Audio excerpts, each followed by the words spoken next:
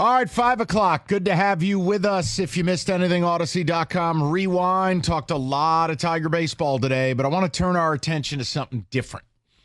And last week, Kenny, it was a public service he attempted to perform for you, and all you people did was just bludgeon this man. Kenny was laying in the street, say, "Help me, I'm poor," and you kicked him in the face because he dared to try to move the Iser plan forward. So with that in mind, I would like to show some leadership, and I'm going to take the baton from Kenny.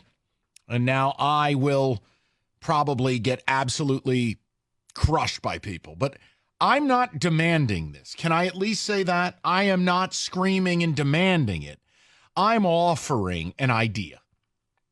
It is no secret. The Iser plan is behind. All right, we're 5 years in with no playoffs. This was the softest bubble there'll ever be, and you still didn't make it because you clown card your way through the last 20 games of the season. Big offseason here. Now, yes, you got to pay Raymond. Yes, you got to pay Sider. Do we have a goalie? Maybe. We got 7 of them, but we really have 0, but the answers are 2-3 years down the road with Augustine and Kosa. What do we got on defense besides Mo Sider? Well, we got, Palika, or we got Johansson. Okay, fine. Work with me. I watched a playoff series end the other night in a manner that would have driven me to insanity as a fan. The player in question, as I combed the media of this other city, it's in upheaval. The fans and the media are in rapture and in the midst of wanting to fire everyone into the sun, from the GM, the team president, the coach, the goaltender. The passion is there. Big time. One player at the center of this is taking an incredible amount of heat and didn't help himself with a bizarre media availability, which is not uncommon for said player. Now, I will tell you, said player is well above a point-a-game guy. I will tell you that said player is nearly, despite having a bad series this year, a playoff game player. Said player is in between mid to late 20s. Said player gets paid a lot of money, but he is signed through this next season. There is a problem in that he has the dreaded NMC, no movement clause. You'd have to talk to Kenny. What, you're shaking your head? What's the issue?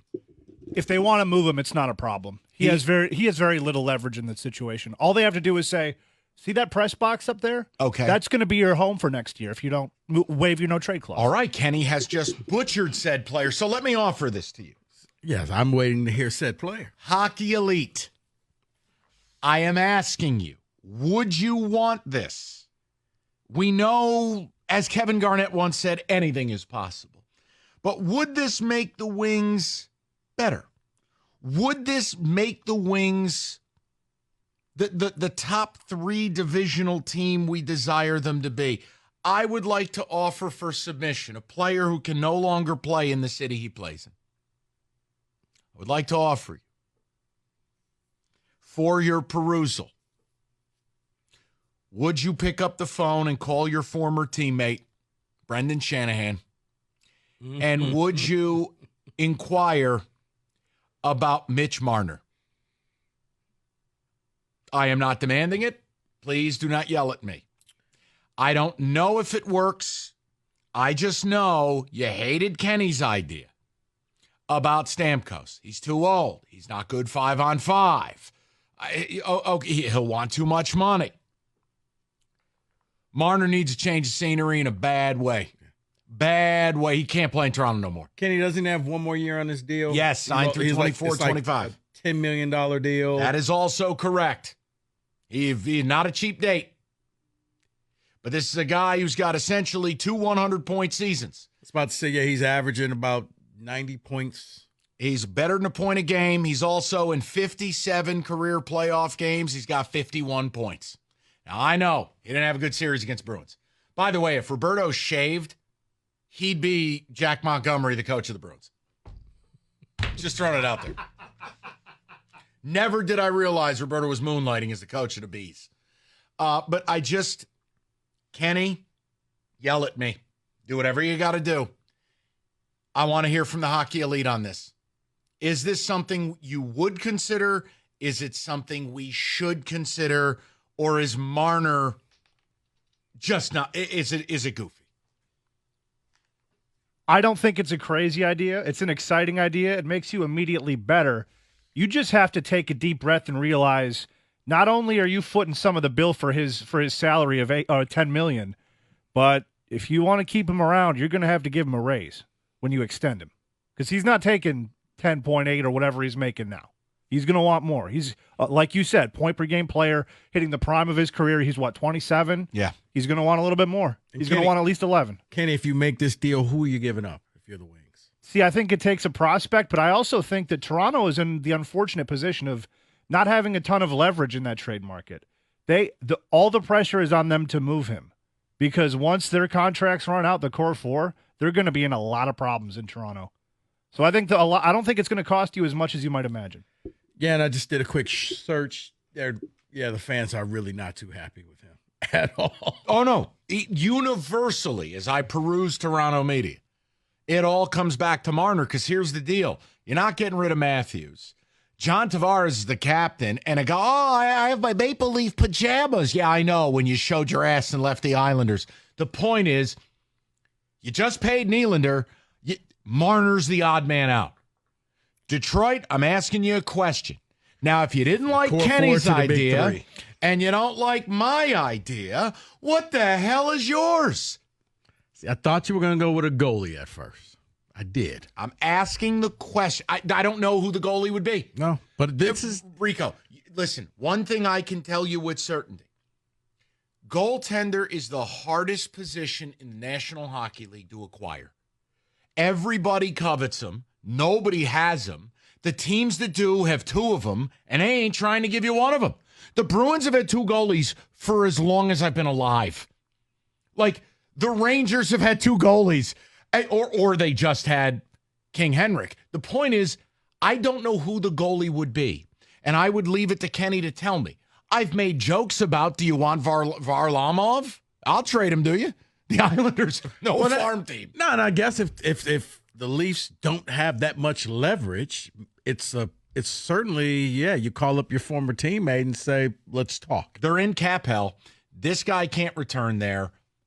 You got a relationship. Now, will the Wings have enough money to sign everybody and him? Yes. They probably will, and what Toronto is going to value coming up a lot is cap space. Cap space is going to be one of their biggest assets that they don't have right now, which is why I say they don't have a ton of leverage when it comes to moving a guy like that who's taking up $10 million in cap space every year on their And roster. If you don't like the idea, it's fine.